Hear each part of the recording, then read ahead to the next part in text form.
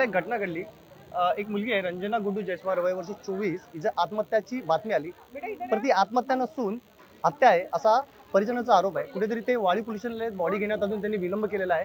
पण वारंवार तक्रारी करून आता पोलीस त्यांनी ही FIR लॉन्च केलेली आहे। अधिक जाणून घेऊया आपण।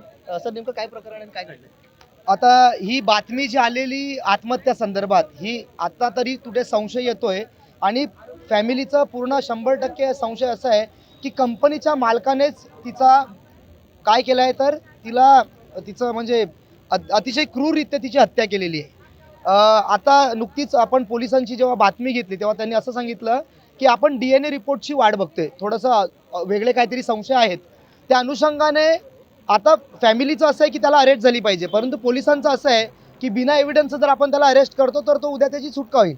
आता कॉन्क्रीट आपल्याकडे एव्हिडन्स पाहिजे, त्यासाठी DNA रिपोर्टची वाट पाहतोय। दुसरी गोष्ट, आता जी फॅमिली सांगते आणि इकडेचा उपस्थित जेवढा नागरिक आहे तो त्या घटनेतून जो राग आहे तो प्रदर्शन करायला लागलाय। आणि एखाद्याची आई जाते म्हणजे एखाद्याची बहीण आहे, एखाद्याची मुलगी आहे, त्या आईलाच त्याची त्या काळजाची काय परवा ती माहिती असते।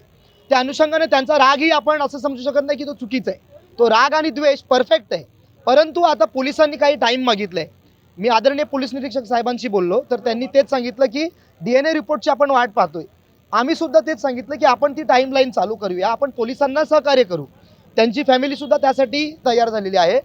DNA रिपोर्ट आल्यानंतर 99.99% संशय असा आहे की त्या मालकानेच त्या पोरीची हत्या केलेली आहे आणि दुसरी गोष्ट सुद्धा काही घडलेली आहे।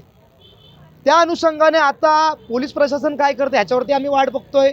DCP मॅडमचा सुद्धा कॉल येऊन गेलेला आहे। आपल्या आदरणीय राजनप्पांनी मला फोन केला, मी ताबडतोब इकडे आलोय।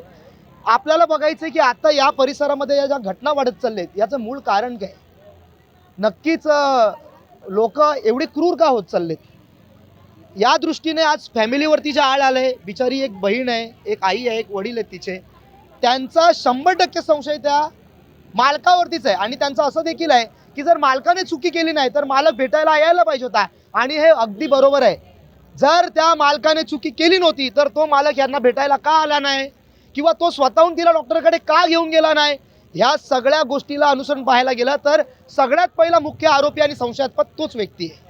आपल्या बोयदापाड्यामध्ये जी घटना घडलेली आहे रंजना जयस्वाल ह्या मुलीची, तर ही घटना आहे की हत्या आहे ह्याचा पोलीस प्रशासनाने लवकरात लवकर तपास करावा आणि आरोपीला जास्तीत जास्त कठोर शिक्षा द्यावी। आणि बोयदापाड्यात ह्या ग्रामीण भागात ही पहिलीच घटना नसून अनेक घटना अशा घडलेल्या आहेत। तर ह्याला जबाबदार कोण? जी मुलगी कंपनीत कामाला जाते, आईवडील विश्वासाने तिला कामाला पाठवतात, तर त्या जबाबदार कंपनीचे मालक आहेत की मग पालक आहेत, ह्याचं उत्तर पाहिजे।